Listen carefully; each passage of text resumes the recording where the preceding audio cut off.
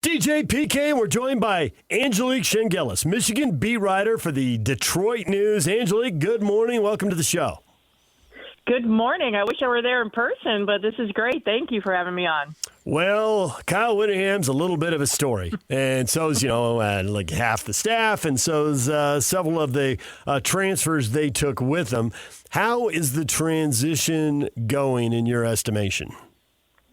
I think based on what the players say, the players who returned from Michigan from last year, they seem to, it's been seamless, and they've also really responded to a heavy dose of discipline and just a new way of approaching things, because it was pretty chaotic, as I think you might know, last year at Michigan. And in the 2 years under Sharon Moore, it was definitely a little more lax. And I think that the players are really responding to Whittingham and his staff bringing in just, a little more demanding. But, players also like the fact that practices are efficient and shorter, and meetings are efficient and shorter. And, they're not wasting time. They're focused. And I think that's what they're all responding to. Oh, yeah, that is Whittingham to a T. We're older guys. Myself, I had kids his age, and we lived in the same neighborhood. I went golf with him a bunch, and worked at the Salt Lake Tribune before I transferred over to radio. So I was a beat guy, and we've gotten to know him inside and out for sure. And one of the things that I always said in covering his program was that, this is usually a random example, October 20th at 2 p.m., every player, once he got in the program, and all the staff members, they knew full well October 20th at 2 p.m., they were doing the same thing when he got the job 20 years ago as they were last year. And the point I'm making is the structure was always the same, and the identity was, you knew exactly what you were supposed to do, when you were supposed to do it, and how to do it. And when you speak of that, I knew that's what he would bring to Michigan.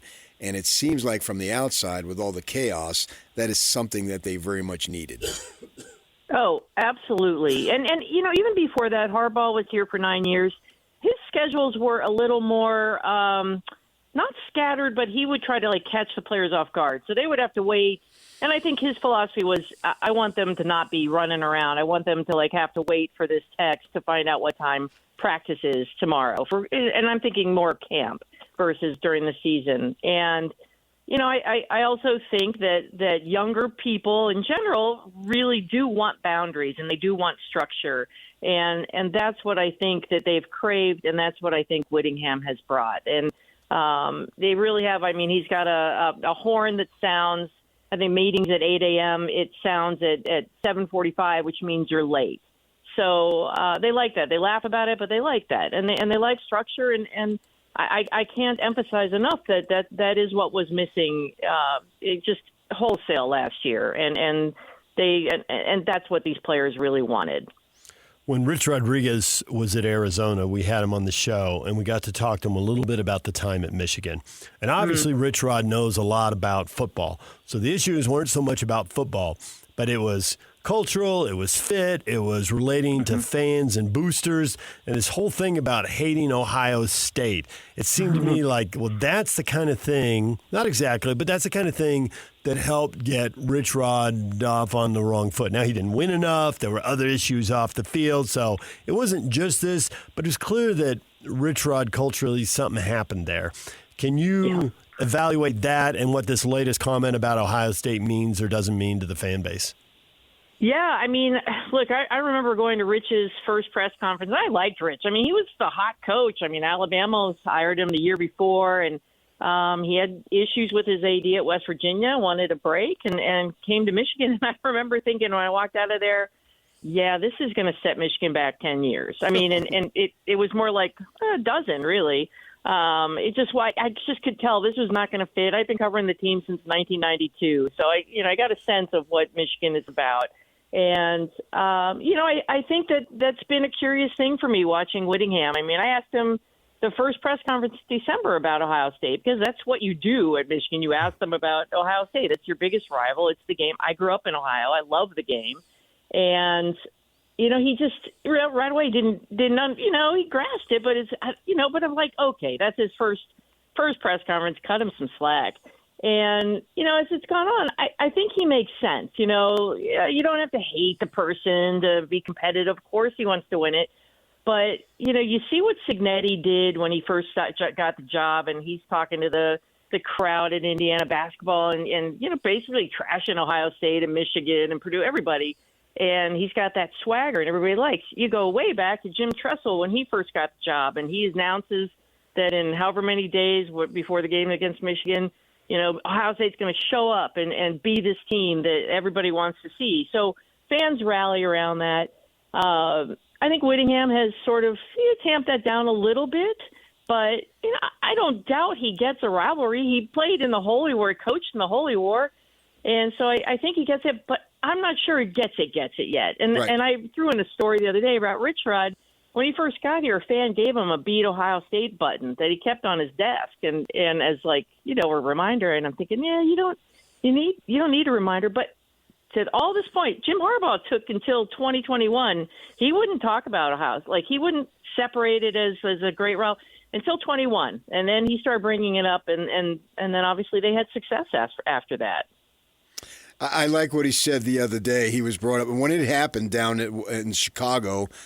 We came back and I said, "Oh, he's going to take some heat for that." About not just hating them with a passion of 1,000 suns and all that stuff. And we talked about it. I said, it's kind of silly, but I think he's going to take heat about it. And then I saw this week, and his response was, "Well, if I hate him, is it going to help us beat him?" And how was that received? Because he got that look on his face, and I know that look of he doesn't really understand what's going on, and he's almost to the point of being miffed about it. How about the recent thing when he said, "Well, if I hate him, how's that going to help us beat them by more," or whatever he said there? Yeah, I listened to that and I thought, that actually kind of makes sense. But I played recreational competitive tennis, and I would go into every match saying, "I hate this person across the net," and then afterwards I was fine. And look, I've covered the game for many years, and you talk to the players, and yes, they hate each other preparing for the game. They hate each other on game day, but wow, they have a lot of respect for each other. And I think if he goes that route, but he's not going to say he hates Ryan Day, and that's fine. I mean, Jim Harbaugh took heat for making that, Ryan Day. He didn't say Ryan Day, but we all knew he was saying Ryan Day was born on third base. And so that created a lot of maybe unnecessary friction and pettiness in the rivalry. But the Michigan fans loved it. It was something that they're like, yeah, that's our coach. He's saying those things. But, yeah, I'm not sure. I mean, I get it. Whittingham has so much on his plate right now. And I think in my mind, that's what he's wondering. Shouldn't everybody be focused on game 1 and not game 12? And, yeah, we understand what Ohio State means in Columbus, of all places, to play your first Michigan-Ohio State game. But what about focusing on now? And that was the vibe I got from him, is that, they do have the signs up in the building. What are you doing today to prepare for Ohio State, to beat Ohio State? So it's there, and the players know. And my sense is that Whittingham, by then, will really understand what it means. I did see a post on one of the social media, and a guy said, "Give him a break. He's brand new. He can't hate him yet, but it won't take long because they're them." That might be so, but he's close with Urban Meyer, and Urban Meyer is a great Ohio State coach, and I do wonder sometimes, do Michigan fans, are they tired of him mentioning Urban Meyer, because he's someone that Michigan fans I think really did not care for. And, so maybe that relationship, he doesn't, because of that, he's not going to hate Ohio State in that sense. But he is going to want to beat them. I mean, there's no doubt. He's going to want to win every game. Every coach is out like that, and they'll all say that. But, I mean, I that's the only person I can compare him to is Rich Rod, is the first guy who didn't play at Michigan or coach at Michigan prior to becoming a head coach. And,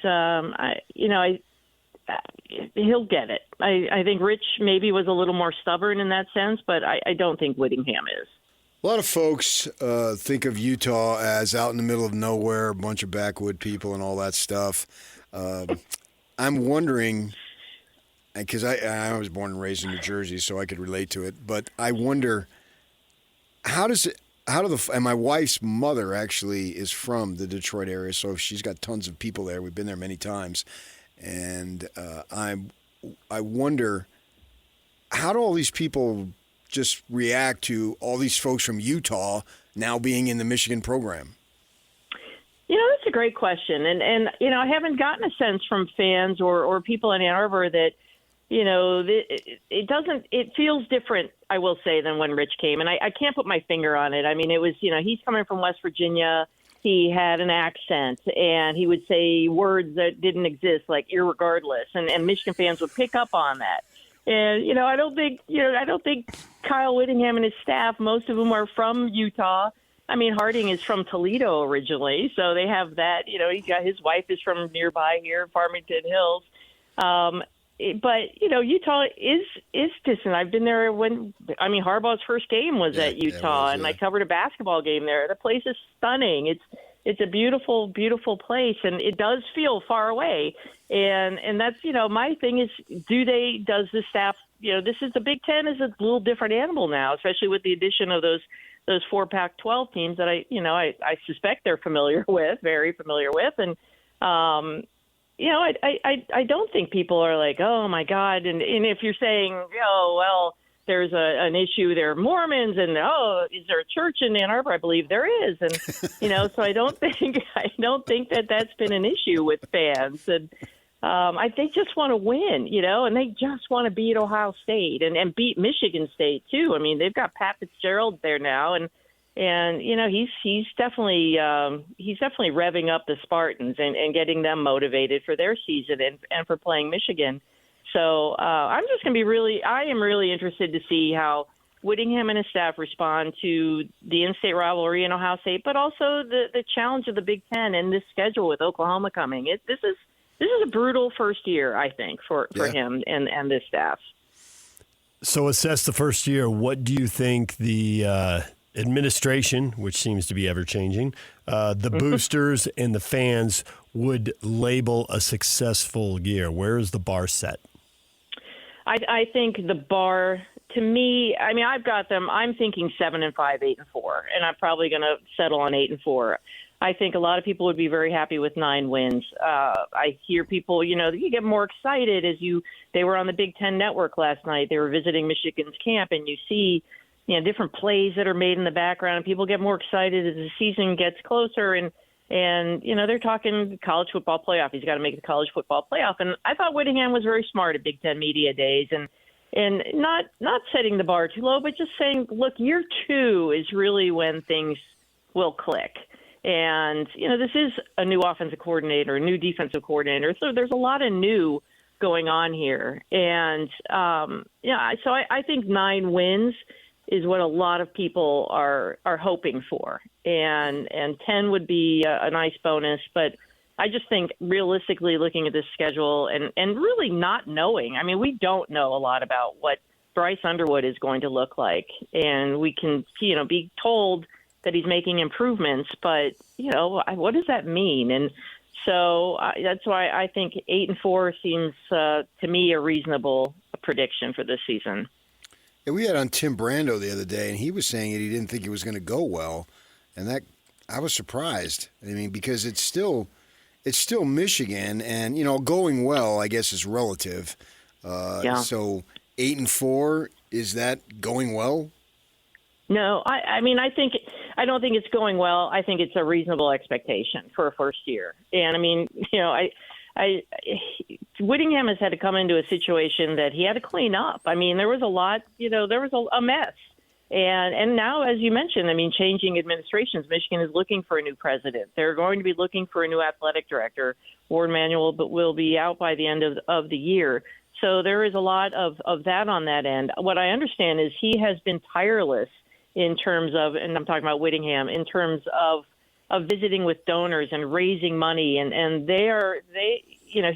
it's an embarrassment of riches, I think, for Whittingham right now with the money that Michigan has for this football program, what they've raised for NIL, plus the revenue share. So I think that he has talked a lot about that, about the talent, and I think you're seeing some of that success translating to their recruiting and landing a lot of really top recruits. So I think there's so much on his plate right now. I think, when you look at Oklahoma in week 2, and then you've got Indiana coming here, and they go on the road to Oregon late, and then Ohio State. To me, those are the 4 losses. That's what and there's part of me that thinks that they could lose a game that they shouldn't lose, like at Minnesota or Iowa in Ann Arbor. I mean, Iowa, that defense can always be extremely, extremely suffocating. So I just think 8 wins in my mind is a very reasonable start to his coaching career at Michigan. And as he said, year 2 is when you really start having greater expectations for the program, because then, Underwood's a sophomore, and he started as a young freshman last year, and he's got to see how he adapts to Jason Beck, and he's had a lot of training in LA with Palmer and trying to fix his footwork, all these things, but those aren't just wave a wand and they're fixed.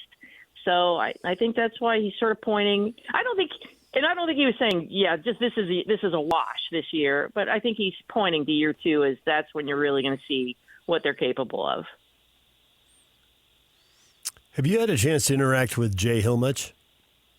A little bit. I mean, he's been to 2 press conferences, and he's been on a couple of the in-house podcasts that Michigan has, and he's talked about what a difficult he wants this. He believes this is the most challenging defense, the most complicated defense in the country, and I asked him about that the other day, and he said he's got about, I think, 65 to 70% install, and that's probably where they're maxing out this year. So I think he feels good about what he has. I think linebacker is thin, and that's going to be an issue, but they feel really good about their defensive line and their secondary. So, but he seems pretty pleased with the talent he has inherited here and what he brought, with Daly and Snowden. So I think they feel really good about the personnel. You were on our show September 24th, 2015. Do you believe that? Yeah, that was Jim's. That was right before Jim's first game, right? Yeah.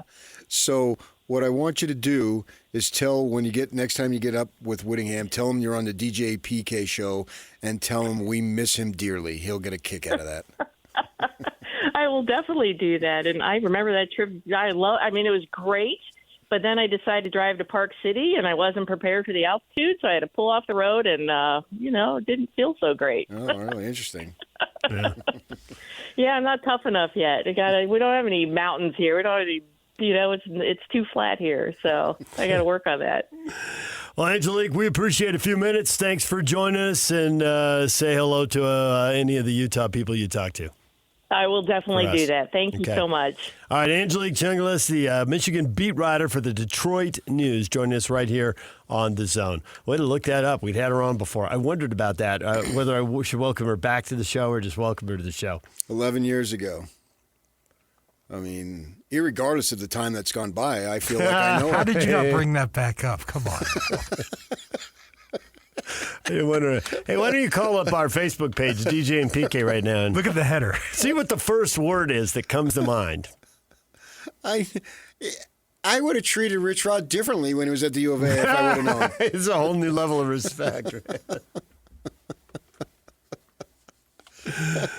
That is awesome. All right, coming up, top of the hour, Eric Pincus, national NBA writer for Bleacher Report on the sale of the Lakers and what does this mean. We will get to that at 9 o'clock. Stay with us.